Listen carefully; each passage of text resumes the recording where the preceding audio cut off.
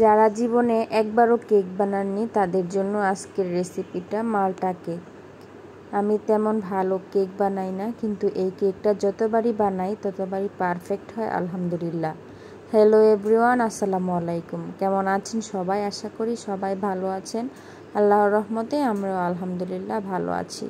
তো মাল্টা কেক রেসিপির জন্য আমি স্বাভাবিক তাপমাত্রায় 3টা ডিম নিয়েছি, আর দিয়ে দিলাম একটা মাল্টা কুচি করে কেটে, আর এখন দিয়ে দিলাম 1 কাপ পরিমাণ সয়াবিন তেল, আর 1 কাপ পরিমাণ চিনি দিয়ে একটা ব্লেন্ডারের জারে আমি সব কিছু একসাথে ব্লেন্ড করে নিব।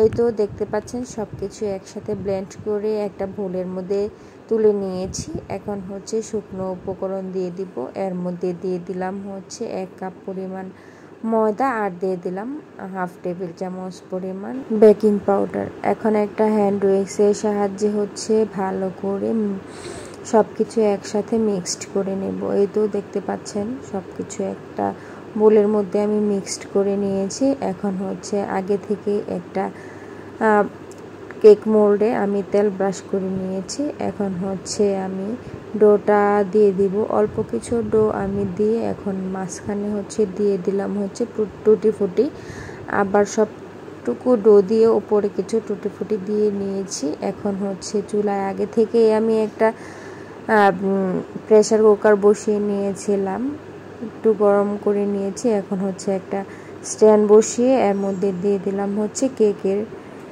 মোল্ডটা।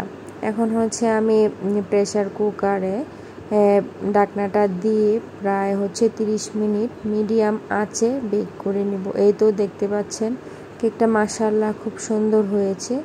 আমি চুলাটা অফ করে তারপর প্রেসার কুকারে আরও 2-3 ঘন্টা রেখে দিয়েছিলাম। এর জন্য আমার কেকের কালারটা একটু গাঢ় হয়ে গিয়েছিল, আর মাশাআল্লাহ কেকটা খেতে অসম্ভব মজার হয়। আজকের ভিডিওটি যদি আপনাদের কাছে ভালো লাগে প্লিজ লাইক, কমেন্ট, শেয়ার করবেন, আর সাবস্ক্রাইব করে আমার চ্যানেলের পাশে থাকার অনুরোধ রইল।